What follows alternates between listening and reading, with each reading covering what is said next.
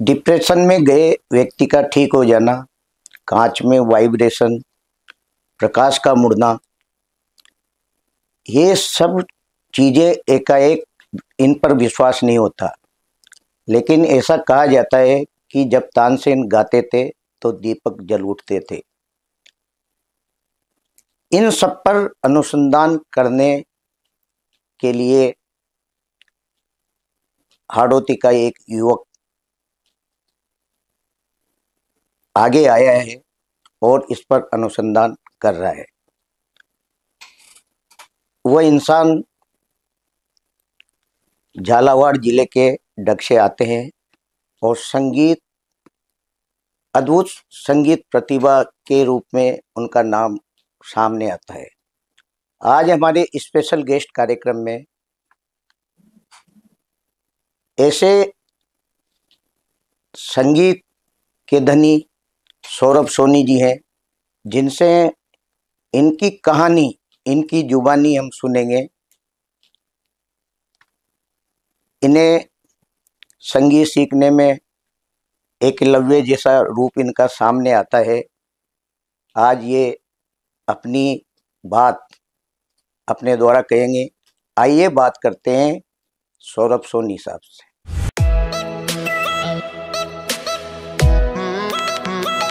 सोनी साहब, आपका हमारे स्टूडियो में बहुत बहुत स्वागत है। बहुत बहुत धन्यवाद भाई साहब। सोनी साहब, सबसे पहले तो हमारे दर्शकों को अपने जीवन परिचय के बारे में आप बताएं। कहाँ से हैं, शिक्षा वगैरह आपकी कहाँ हुई और कब से आप संगीत से जुड़े? देखिए, मैं जैसा कि पूरी दुनिया जानती है कि हमारे प्रथम गुरु हमारे माता पिता होते हैं जी तो मेरे जो पिताजी हैं वो टोटली ब्लाइंड हैं, माताजी भी ब्लाइंड हैं जी। और मुझे भी विजन में कुछ परेशानी है। उसके बावजूद भी मेरे जो पिताजी हैं वो बहुत सारे म्यूजिकल इंस्ट्रूमेंट बजाते हैं, जैसे कि बांसुरी हो गया, तबला हो गया, ढोलक हो गया, इस प्रकार के कई सारे म्यूजिकल इंस्ट्रूमेंट बजाते हैं। और हमारे हम जैसा आपने बताया हम प्रॉपर डग से हैं जी तो हमारे डग के एरिया के जितने भी संगीत का शौक रखने वाले जो लोग हैं वो हर शाम को हमारे घर पे ही, मतलब उन लोगों की सीटिंग होती है, गाना बजाना होता है और उसी माहौल में हम लोग जो है पले और बड़े हुए। और उसके बाद धीरे धीरे धीरे धीरे पिताजी से संगीत की शिक्षा मैंने आरंभ की। जी संगीत की शिक्षा आरंभ करने के बाद जब पिताजी को पता चला कि बच्चा अच्छा कर रहा है तो उन्होंने झालावाड़ म्यूजिक स्कूल है, गवर्नमेंट म्यूजिक स्कूल चलता है हमारे झालावाड़ में, जी जी हमारे ऑल ओवर राजस्थान की धरोहर ही उसको मान ले कि एक म्यूजिक स्कूल जो प्रॉपरली सिर्फ म्यूजिक को डेडिकेटेड है वो एक कोटा में है, एक झालावाड़ में है। उसके अलावा हमारे राजस्थान में इस प्रकार के स्कूल कहीं नहीं है। जी जी तो उस स्कूल में मेरा दाखिला पिताजी ने करवाया लगभग 2010 के आसपास। अब जब वहां पे मेरा दाखिला हो गया तो प्रैक्टिस बहुत सारी थी, बहुत ज्यादा प्रैक्टिस जब चल रही थी कंटिन्यू। तो जितने भी वहाँ के टीचर्स थे या जितने भी वहाँ म्यूजिक स्कूल से जुड़े हुए जो लोग थे वो बड़ा अच्छा मुझे सपोर्ट करने लगे। और उसके बाद धीरे धीरे धीरे धीरे धीरे धीरे प्रैक्टिस के अनुसार अपना काम चलता रहा। अब क्या होता है कि कुछ परिस्थितियां ऐसी भी बनती है बिल्कुल शिक्षा के अगर अपन उसमें बोले नजरिए से कि टीचर्स कभी कभी स्टूडेंट्स पे ध्यान थोड़ा सा कम देने लगते हैं। ऐसे वक्त में मेरे ऊपर सबसे बड़ा आशीर्वाद और सबसे बड़ा हाथ एक मेरी गुरु का रहा है। अब उनकी भी मैं आपको कहानी बताता हूँ। जी जी पिताजी ब्लाइंड थे, जिन्होंने मुझे झालावाड़ अपने उस पे रख दिया एजुकेशन के लिए, म्यूजिक सीखने के लिए, सिर्फ जी मात्र डग से 100 किलोमीटर जो झालावाड़ पड़ता है। अब जब वहां पे उन्होंने रखा और प्रैक्टिस बहुत ज्यादा होने के कारण मैं कंटिन्यू बैठ के रियाज करता रहता था। जी जितने भी मेरे सहपाठी थे, मेरे साथ के जो स्टूडेंट्स थे, वो आपस में जैसे कि कभी बातचीत कर रहे हैं, कभी मस्ती मजाक कर रहे हैं, पर मेरा काम सिर्फ और सिर्फ म्यूजिक पे था। म्यूजिक पे था, रियाज पे मेरा फोकस था। तो मेरे जो टीचर थे वो थोड़ा सा ध्यान थोड़ा सा कम देना उन लोगों ने शुरू किया। जी जी तो अब ऐसे में क्या होता है कि एक म्यूजिक टीचर थी श्रीमती आशा जी सक्सेना, जी जो कि म्यूजिक स्कूल से ही पढ़ी, झालावाड़ म्यूजिक स्कूल की मैं बात कर रहा हूँ। जी वहीं उनकी गवर्नमेंट जॉब लगी और वहीं से वो रिटायर भी हो गई। अच्छा अब हर बुधवार के दिन गणेश जी का मंदिर है म्यूजिक स्कूल में, तो हर बुधवार के दिन वो दर्शन के लिए आती थी और दर्शन जब करने आती थी तो वो मुझे देखती थी। जी अब आशा जी मैडम ने मुझे बोला कि बेटा, जब वो कंटिन्यू देखती थी तो वो एक दिन मेरे पास आके बैठी कि बेटा आप कहाँ से हो? तो मैंने बताया मैं डग से हूँ और म्यूजिक सीखने के लिए आया हूँ। आशा मैडम ने एक ही बात बोली कि बेटा एक काम करो, मैं तुमको सिखाना चाहती हूँ। जी उन्होंने ललक देखी तो उन्होंने बोला मैं सिखाना चाहती हूँ। तो मैंने उनको बोला कि मैडम मेरे पास आपको देने के लिए फीस नहीं है, पैसा नहीं है। जी जी तब मैडम ने बोला, जो सच्चा गुरु जो होता है आप उनका उदाहरण देखिए, कि मैडम ने बोला बेटा मेरे को तुमसे पैसा नहीं चाहिए, पर मैं तुमको सिखाना चाहती हूँ। मैंने बहुत अभी तक बहुत कम स्टूडेंट्स को ही देखा है, और जितने को देखा है कोई पात्र स्टूडेंट हो तो मैं उसको सिखाऊं, जी पर मैं तुमको सिखाना चाहती हूँ। वो फिर अपने घर पे मुझे लेके गई और उन्होंने मुझे सिखाना स्टार्ट किया। लगभग उन्हीं के सानिध्य में रह के, संगीत विशारद कोर्स होता है जो कि 5 साल का संगीत जी का जी कोर्स होता है, वो मैंने संगीत विशारद उन्हीं के सानिध्य में रह के करा है। और उसके बाद ये मानिए कि अपने हौसलों को उड़ान मिलने वाली जो बात होती है, वो उन्हीं का मेरे ऊपर आशीर्वाद है। और भी बहुत सारे गुरु हैं हमारे, भंवरलाल जी वर्मा रहे, भूपेन जी रहे, और भी बहुत सारे रहे, कुछ सपोर्टिव भी रहे, कुछ लोग होते हैं सब तरीके के, अच्छे के साथ कुछ बुरे भी होते हैं, नेगेटिव पॉजिटिव सब तरीके के लोग होते हैं। जी पर जी कुल मिला के मैं मेनली फोकस संगीत की शिक्षा इस प्रकार से हुई।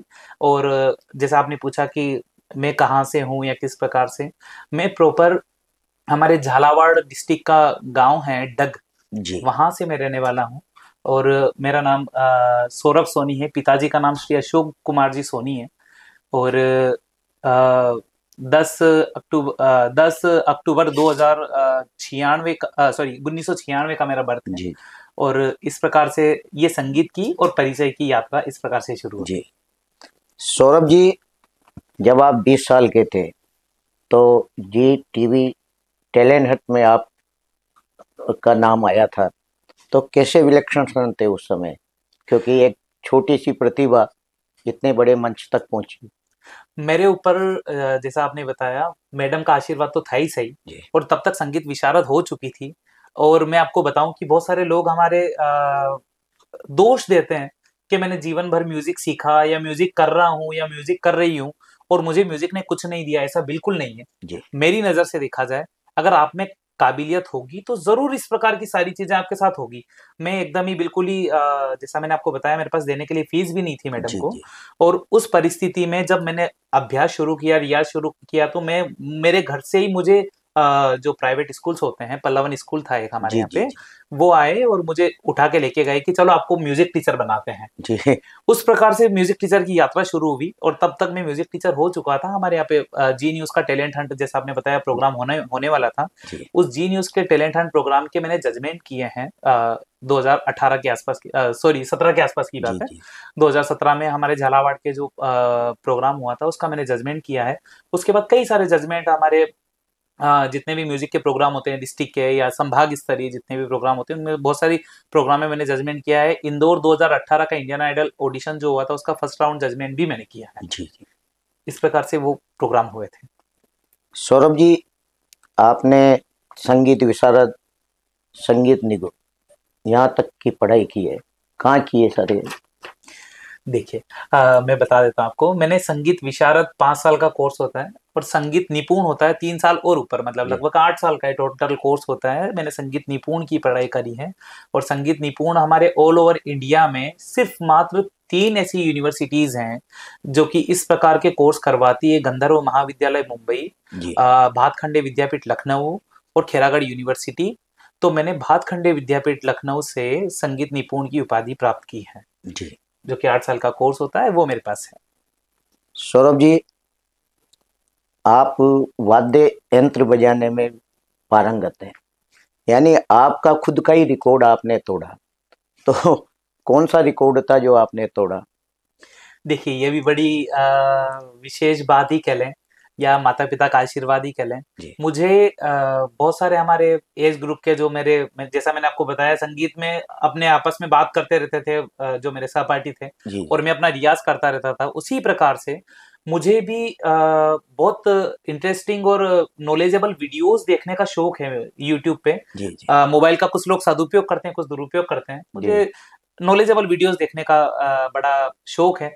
तो इस प्रकार से नॉलेजेबल वीडियो देखने के कारण मुझे एक बात पता चली कि यूएई के इबन जॉर्ज नाम के एक व्यक्ति हैं, उनके नाम पे सर्वाधिक वाद्य यंत्र बजाने के विश्व रिकॉर्ड कायम है, जो कि 27 म्यूजिकल इंस्ट्रूमेंट बजाते हैं। जी जी तो जब मैंने ये बात देखी तो एक कॉन्फिडेंस जागा कि यार 27 से ज्यादा अपन कुछ जी कर जी सकते हैं। तो मैंने अपनी म्यूजिकल इंस्ट्रूमेंट की काउंटिंग स्टार्ट करी, तो मेरी जो लिस्ट तैयार हुई वो लगभग 111 म्यूजिकल इंस्ट्रूमेंट की तैयार हुई कि मैं इतना इंस्ट्रूमेंट बजा सकता हूँ। जी मैंने जब मेरे को पता चला और मैंने इंडिया बुक ऑफ रिकॉर्ड के लिए इस चीज को क्लेम किया, तो मेरी पूरी कैपेसिटी 111 इंस्ट्रूमेंट की थी, पर मैंने पूरी कैपेसिटी यूज नहीं करी। जी और उसमें से हाफ कैपेसिटी यूज कर कर 111 की बजाय मैंने इंडिया बुक ऑफ रिकॉर्ड में 2022 में 4 जनवरी 2022 को इंडिया बुक ऑफ रिकॉर्ड में मेरा रिकॉर्ड दर्ज है, जिसमें कि 61 म्यूजिकल इंस्ट्रूमेंट बजाने का मेरे नाम पे रिकॉर्ड कायम हुआ। जी जी और उसी प्रकार से एशिया बुक ऑफ रिकॉर्ड में भी 61 म्यूजिकल इंस्ट्रूमेंट बजाने का रिकॉर्ड मेरे नाम पे है, जो कि सर्वाधिक वाद्य यंत्र बजाने का जो रिकॉर्ड है इस प्रकार से कायम हुआ। और मेरा ही रिकॉर्ड फिर मैंने लगभग मई में golden book of world record और लिम्का बुक ऑफ रिकॉर्ड के लिए 72 म्यूजिकल इंस्ट्रूमेंट बजाकर मैंने उसके लिए अप्लाई किया। जी तो इस प्रकार से वो रिकॉर्ड की श्रृंखलाएं हैं। और यही सारे रिकॉर्ड्स होने के कारण अभी जितना भी ऊपर वाले का आशीर्वाद है वो बना हुआ है, आप लोगों का प्यार बना हुआ है, और जी। बड़ी खुशी होती है।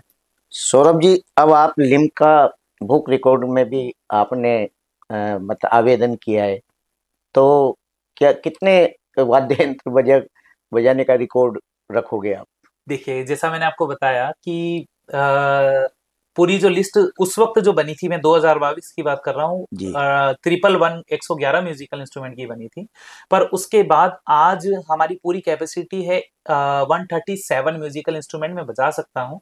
पर मैंने उसमें जो लिम्का बुक ऑफ रिकॉर्ड में जो क्लेम किया है, और golden book of world record जो विश्व रिकॉर्ड है वो मेरे नाम पे कायम हो चुका है, 67 म्यूजिकल इंस्ट्रूमेंट का। जी जी वो मेरे नाम पे अभी इस वक्त है, और 72 के लिए मैंने लिम्का बुक ऑफ रिकॉर्ड में दिया हुआ है। जी। सौरभ जी, आप जो वाद्य यंत्र लाए हैं, हमारे दर्शकों को बजा के बताएं। चलिए, मैं कुछ आपको छोटे इंस्ट्रूमेंट्स की जानकारियां भी देता जी हूँ और जी आपको बजा के भी सुनाता हूँ। हमारा एक बहुत छोटा सा जो पॉसिबल हुआ इंस्ट्रूमेंट लाना, छोटे इंस्ट्रूमेंट, बड़े भी इंस्ट्रूमेंट हैं, जी लाना जी। पॉसिबल नहीं हुआ, पर दो चार जो छोटे इंस्ट्रूमेंट में लाया हूँ मैं आपको वो सुनाता हूँ। हाँ,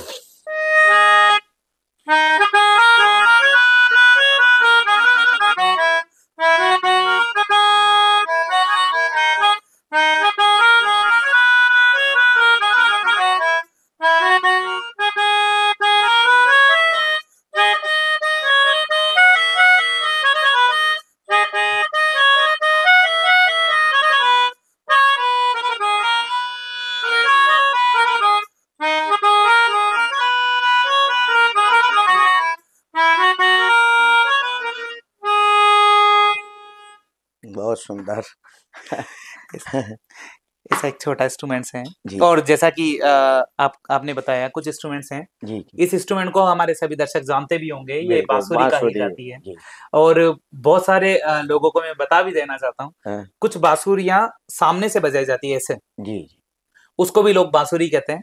एक ये बांसुरी है जो ऐसे बजाई जाएगी, पर जो भगवान कृष्ण बजाते थे। भगवान कृष्ण जो बजाते थे। जी जी पर जो इस प्रकार से बांसुरी बजाई जाती है वो बांसुरी नहीं कहलाती है, वो कहलाते हैं अलगोजा। जी जी। और ये जो बांसुरी है जो आड़ी बजाई जाती है, ये बांसुरी कहलाती है। तो अपन इस पे एक छोटा सा टोन, हाँ, आपने सुन। अभी कृष्णा एक नाटक आता है उसका आपने टोन सुनाओ, मैं हाँ, वो आपको बजा के जी सुनाता जी, सुनाए।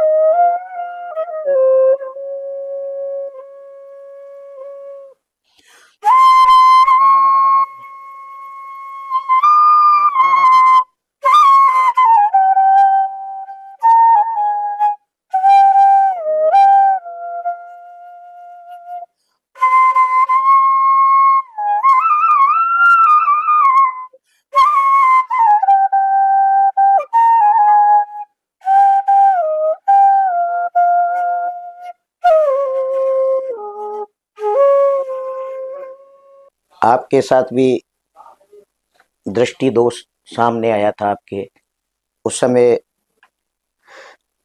आपको कक्षा से बाहर, यानी जो अच्छे बच्चे होते हैं उन पर ज़्यादा ध्यान होता है, आप जहाँ जूते खोले जाते थे उस जगह बैठकर संगीत सुना करते थे, तो कैसा उस समय का क्षण था?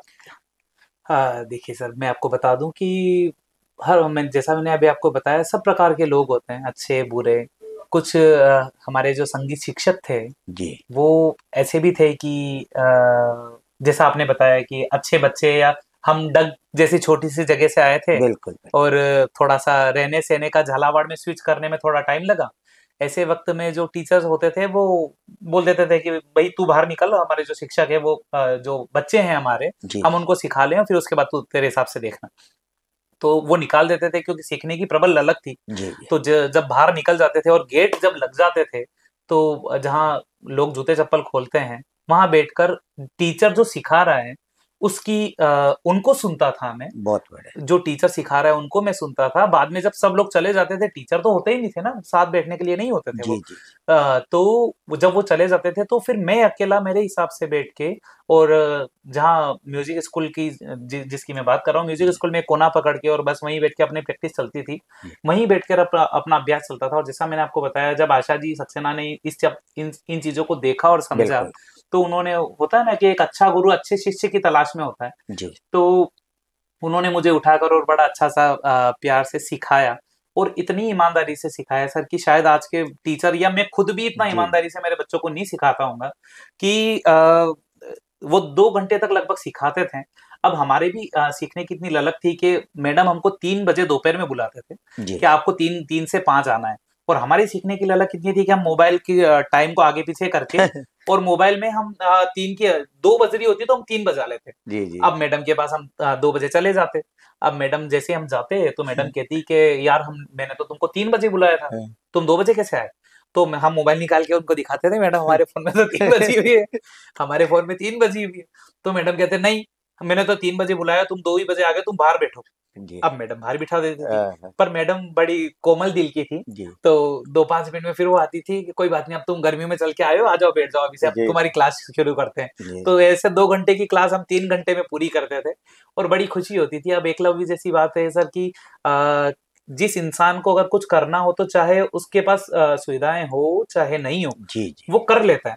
और जिसको नहीं करना हो, चाहे उसके पास कितनी आप सुविधाएँ दे दो, वो इंसान नहीं करता है कुछ। बिल्कुल, तो सिर्फ़ सीखने की ललक थी, म्यूज़िक करना था, और म्यूज़िक में इंटरेस्ट था, इसलिए जो भी परिस्थिति सामने बनी, चाहे हमको जूते में बिठाया, चप्पल में बिठाया, बाहर बैठा, गर्मी में घूमे, जो भी हुआ, पर कुल मिला के करना था, कर लिया, और ऊपर वाले का आशीर्वाद मुझे मिला भी, और लोगों का बिल्कुल, प्यार भी मुझे मिला।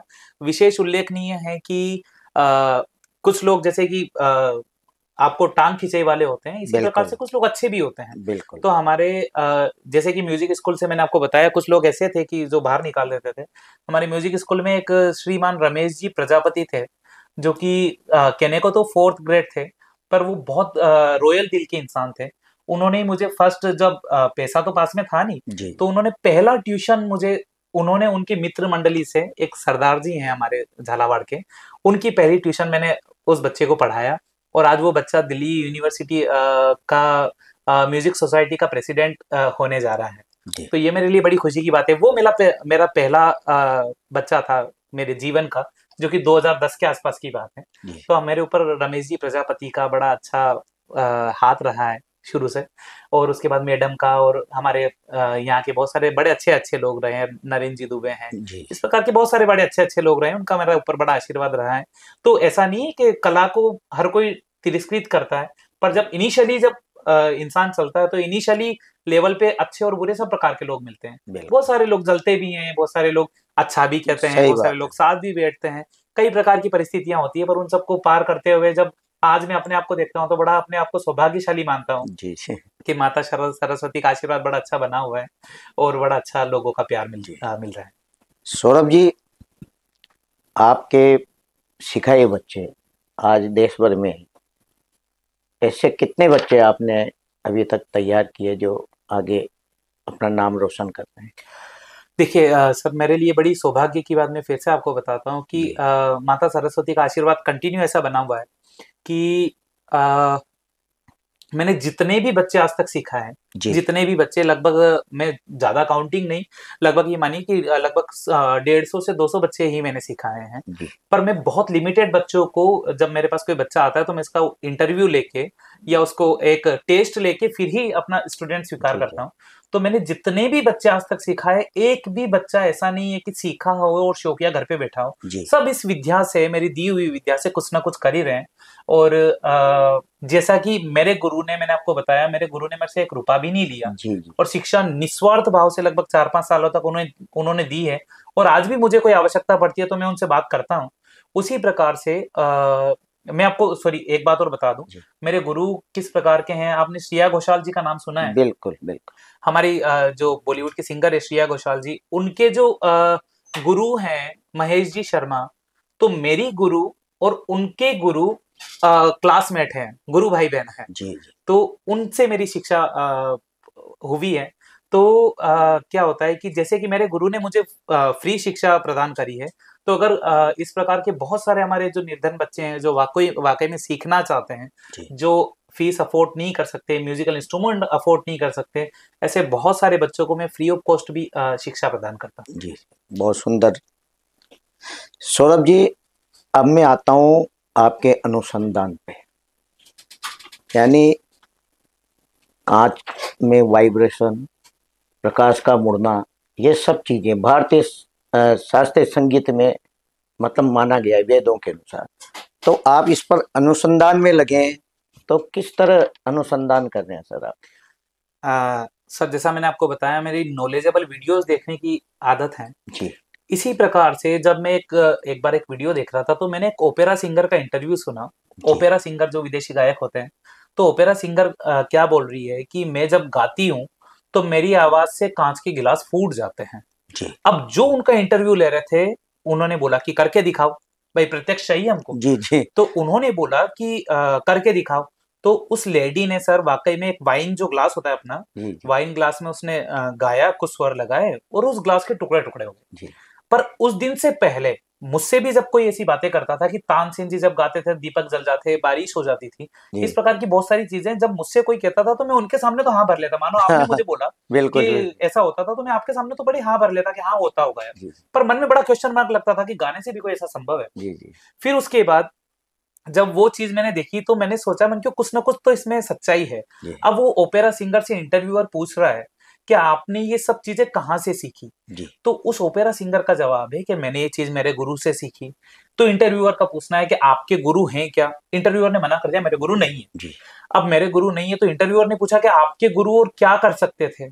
तो उन्होंने बोला कि मेरे गुरु जब गाते थे तो कांच में वाइब्रेशन हो जाते थे, जी पानी में लहरें उठना शुरू हो जाती थी, किसी भी सरफेस पे रंगोली बन जाती थी, कोई भी म्यूजिकल इंस्ट्रूमेंट उनके साथ ऑटोमेटिक बजने लगता था।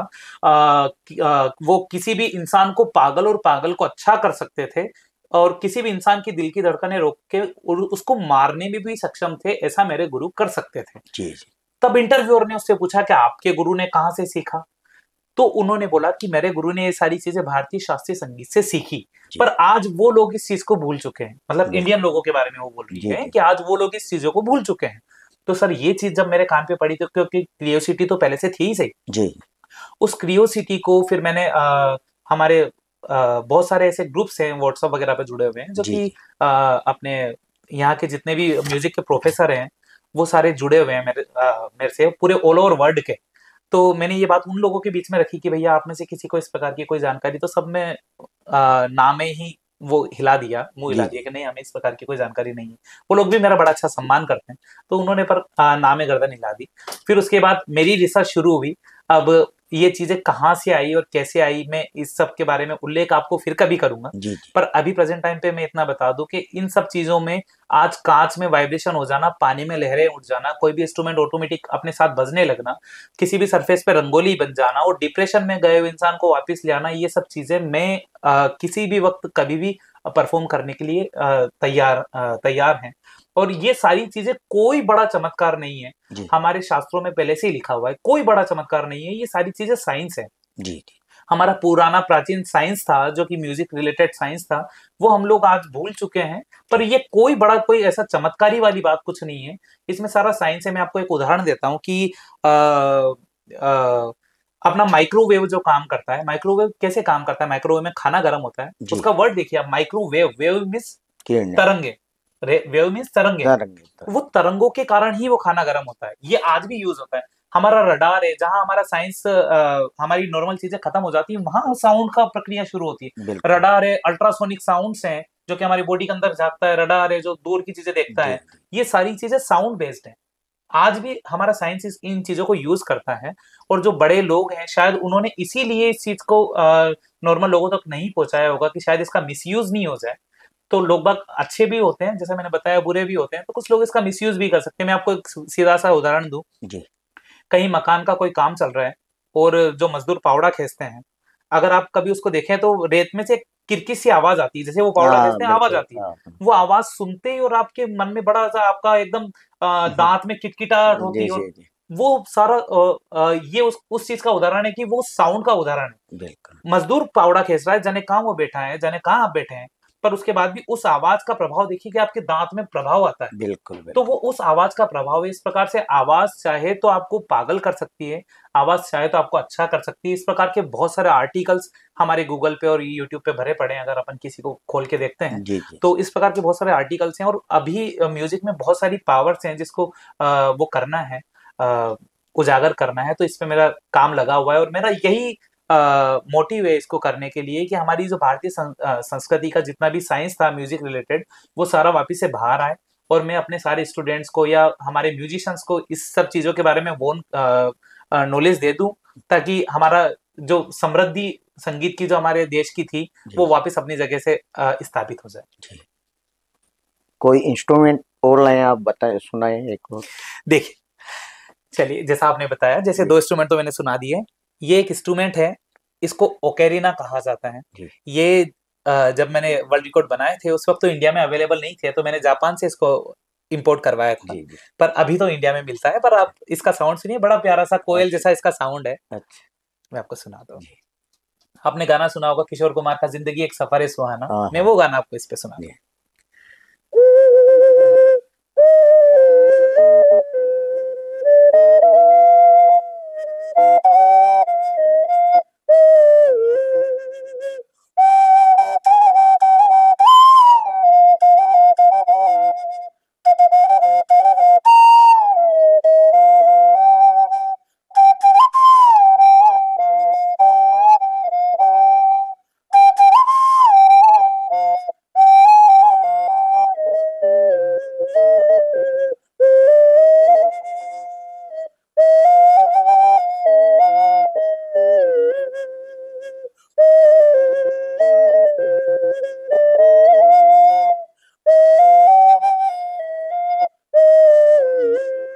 सड़सठ वाद्य यंत्र बजाने का आपको अ, म- और वह वर्ल्ड रिकॉर्ड के लिए, लिम्का बुक रिकॉर्ड के लिए कितने वाद्य यंत्र के लिए आपने तैयारी की। जैसा मैंने आपको बताया, मैंने 67 पे तो मेरा नाम पे ऑलरेडी वर्ल्ड रिकॉर्ड कायम है। लिम्का बुक ऑफ रिकॉर्ड के लिए 72 म्यूजिकल इंस्ट्रूमेंट के लिए अप्लाई किया हुआ है। देखिए, जितना जल्दी आ जाए उतना अच्छा है। तो 72 म्यूजिकल इंस्ट्रूमेंट्स में से मैंने, जैसे अभी आपको कुछ छोटे इंस्ट्रूमेंट्स जो मैं ला सका वो तो मैंने आपको सुनाए सही। ऐसे जी जी बहुत सारे इंस्ट्रूमेंट्स, लगभग आप ये मानिए कि ये सारे इंस्ट्रूमेंट्स अपन को घर पे लाने होते हैं। जी जी तो लगभग 10 से 12 लाख रुपए के म्यूजिकल इंस्ट्रूमेंट्स मेरे पास, ये सारे मेरे घर पे मौजूद हैं, जितने मैंने जी आपको नाम बताए। जी जी। आप अगर लिस्ट खोल के देखेंगे, गूगल करेंगे, आप सौरभ सोनी झालावाड़ लिखेंगे, तो कई सारे मेरे ऊपर आर्टिकल्स लिखे हैं। उसमें इस प्रकार की कई सारी जानकारियां दी हुई हैं। और मेरे लिए बड़ी सौभाग्य की बात एक और है कि हमारे कोटा के एक पीआरओ रहे हैं पहले, प्रभात कुमार जी सिंघल। जी जी। उनकी एक बुक है, जियो तो ऐसे जियो, उसमें भी उन्होंने मेरी जीवनी शामिल करी है। तो उस बुक में भी मेरा जी उल्लेख जी। दिया गया है। इस प्रकार के बहुत सारे आर्टिकल्स मेरे ऊपर लिखे गए हैं। और जैसा कि आपका क्वेश्चन था कि आपने कितना दिया है, तो मैंने 72 म्यूजिकल इंस्ट्रूमेंट का लिम्का बुक ऑफ रिकॉर्ड में क्लेम दिया हुआ है। देखिए, आगे ऊपर वाले की जो कृपा होगी वो बन हमारी जाएगी। शुभकामनाएं रहेगी सौरभ जी बहुत बहुत धन्यवाद। कि लिम्का बुक रिकॉर्ड में एक अपने हाड़ोती का नाम दर्ज हो। आपकी बहुत बड़ी उपलब्धि रही है, बहुत पुरस्कार आपको मिले, हमारे दर्शकों को साझा करें। देखिए, मेरे लिए ये सारा मेरे गुरुओं का ही आशीर्वाद मैं मानूं। कि इस प्रकार से बहुत सारे, अब जब धीरे धीरे ये करना जब शुरू हुआ म्यूजिक का, तो कई सारे हमारे, जैसे कि बड़े उल्लेखनीय पुरस्कार मैं आपको जी बता दूं, छोटे तो बहुत सारे हैं, कि हमारे जो जिला कलेक्टर होते हैं, हमारे पंचायत समिति होते हैं, तो मैं जब 3 साल का था तभी से मैंने स्टेज फेस करना शुरू कर दिया था। मेरे जो पिताजी हैं जी वो राष्ट्रपति अवॉर्डेड हैं, सम्मानित है राष्ट्रपति द्वारा, शंकर दयाल शर्मा द्वारा, 1995 में। ब्लाइंड है, टोटल दिखता नहीं है उनको। जी जी और उसके बाद भी वो कविताओं के क्षेत्र में उन्हें ये पुरस्कार दिया गया था। अब कविताओं के क्षेत्र में जब उन्हें पुरस्कार दिया गया था, तो उनकी कुछ कविताएं मैं 3 साल की उम्र से ही बोलता रहा हूँ। और वही कविताएं लेकर हमारे डग पंचायत समिति के जो स्कूल लेवल जो कॉम्पिटिशन्स होते हैं, जी उसमें लगभग 6 साल तक कंटिन्यू प्रथम पुरस्कार, दोनों 26 जनवरी एंड 15 अगस्त, इस प्रकार से 6 साल तक कंटिन्यू प्रथम पुरस्कार मेरे पास रहा। ये तो हो गए छोटे के पुरस्कार। उसके बाद हमारे जिला कलेक्टर द्वारा, मुख्यमंत्री द्वारा, हमारे हाड़ौती गौरव सम्मान जो होते हैं, हमारे हाड़ौती का जो सम्मान होता है, जी भूपेंद्र हजारी का समर्पण गौरव सम्मान होता है। इस प्रकार के कई सारे सम्मान मेरे पास आप लोगों की कृपा से हैं। जी। सौरभ जी, आज के युवाओं को क्या शिक्षा देना चाहेंगे आप कि संगीत के क्षेत्र में? देखिए, मैं आज के युवाओं को ये बोलना चाहता हूँ कि अगर पढ़ाई लिखाई अपनी जगह, ये हमारी देश की संस्कृति सम्मान है। संगीत को हम, जब भी कोई म्यूजिक का प्रोग्राम होता है तो हम उसको बोलते हैं सांस्कृतिक प्रोग्राम। तो ये हमारा संस्कृति का सम्मान है। अगर सारे लोग अगर म्यूजिक से जुड़े तो इसमें बहुत अच्छा स्कोप है। जो अगर वाकई में जो क्वालिटी रखता है ऐसे इंसानों के लिए, जो क्वालिटी नहीं रखता और फिर वो जीवन भर अपना दुख सुनाता रहे कि मेरे जी को म्यूजिक ने कुछ नहीं दिया, ऐसा कुछ नहीं है। म्यूजिक में अगर आपके पास क्वालिटी होगी तो नो डाउट आपको लोग ढूंढते हुए आएंगे। और अगर इंसान चाहे कि अगर इसको अपना करियर बनाना चाहे, सिर्फ इंसान इतना सा मानता है कि गा लो बजा लो और नाच लो, बस यही म्यूजिक होता है, नहीं। म्यूजिक इसके बाद शुरू होता है। जो मैंने आपको जी उदाहरण बताया, जो मैंने आपको मेरा अनुसंधान बताया, म्यूजिक अपने आप में बहुत बड़ी पावर है सर। और अगर इस पावर का उपयोग अगर आपके माइंड को शांत रखने के लिए, हमारे कोटा में बहुत सारे बच्चे जो पढ़ते लिखते हैं, अगर वो सारे बच्चे अगर म्यूजिक से जुड़े तो उनका जो पढ़ाई लिखाई का जो स्ट्रेस है, जो तनाव है, वो सारी चीजें कम होती रहेगी। चाहे वो अपनी पढ़ाई करें, जी घंटे आधे घंटे पढ़ाई करा, 2-5 मिनट म्यूजिक रिलेटेड, चाहे कोई इंस्ट्रूमेंट बजा लिया, चाहे कोई अच्छा सा गाना गा लिया, कुछ भी, चाहे वो जैसा भी करें। और अगर सौभाग्य ये होगा उन लोगों का कि अगर बड़ा अच्छा सा कोई अगर टीचर उनको मिल जाए और गुरु का अगर आशीर्वाद उनके सिर पे हो जाए, तो शायद उनका जीवन बड़ा अच्छा सा प्राप्त हो सकता है। हमारे प्राचीन ऋषि मुनि, हमारे जितने भी देवी देवता हैं, जी आप सबके हाथ में एक ना एक म्यूजिकल इंस्ट्रूमेंट देखेंगे। हमारे हर देवी देवता के हाथ में एक म्यूजिकल इंस्ट्रूमेंट होता है। तो हमारी संस्कृति, सम्मान और हमारा धर्म तो हमेशा से ये कहता आ रहा है कि इंसान को म्यूजिक से जुड़ना चाहिए। और इसी में आपका जो माइंड है या दिमाग है वो बड़ा अच्छा रिलैक्स रहेगा। जी और मैं आपको बता देता हूँ कि संगीत की टेक्निकल भाषा में अपन बात करें, संगीत के दो भेद होते हैं, नाद होते हैं। जी नाद मतलब आवाजें ऐसी होती है कि एक तो नाद होता है आहद नाद और एक नाद होता है अनाहद जी नाद। दोनों ही नाद ईश्वर प्राप्ति के लिए कहे गए हैं। मैं आपको आहद नाद के बारे में बता दूं। जी दो चीजों के घर्षण से जो आवाज पैदा होती है उसको आहद नाद कहा जाता है। जी और बिना किसी घर्षण के जो आवाज पैदा होती है उसको अनाहद नाद कहा जाता है। अब क्वेश्चन ये बन जाएगा, बिना किसी घर्षण के आवाज कैसे पैदा होगी? जी जी तो क्वेश्चन ये बन जाएगा, तो मैं आपको एक उदाहरण देता हूँ कि आपने मन ही मन में सोचा कि मान लो कि मुझे कहीं जाना है और लेट हो रहा है। जी वो आवाज मुझ तक नहीं पहुंची, पर आपको तो सुनाई दी ना कि आपने क्या बिल्कुल। चीज सोची। जी तो इस प्रकार के जो नाद होते हैं, जो अपने शरीर में ही इंटरनली ट्रेवल करते हैं, जी उस प्रकार के नादों को अनाहद नाद कहा जाता है। और ये दोनों ही नाद ईश्वर प्राप्ति में काम आते हैं। मैं आपको अनाहद नाद का तो वो बता देता हूँ उदाहरण। जी जितने भी हमारे ऋषि मुनि हैं जो आंखें बंद करके बैठे रहते हैं चुपचाप, वो अनाहद नाद की उपासना करते हैं। वो भी संगीत एक प्रकार का। जी और हमारे बहुत सारे ऐसे गुणी हुए हैं जो जिसने आहतनाद की उपासना करके ईश्वर प्राप्ति की है। आपको मीराबाई का मैं उदाहरण दूं, बिल्कुल। सूरदास का उदाहरण दूं, रैदास का उदाहरण दूं, या हमारे कबीरदास जी का उदाहरण दूं। आपने कभी उनको आंखें बंद करके तपस्या करते नहीं देखा होगा, नहीं। पर उन्होंने फिर भी ईश्वर प्राप्ति की। आपने उन्होंने हमेशा किसी फोटो वगैरह में आपने हमेशा उन्हें गाते बजाते देखा होगा। बिल्कुल ये दोनों ही नाद ईश्वर प्राप्ति के लिए हैं। चाहे आप कितना भी बड़ा अच्छा आप काम कर रहे हो, धाम कर रहे हो, जो भी आपका धंधा हो, ईश्वर उसको हमेशा आगे से आगे लेके जाए।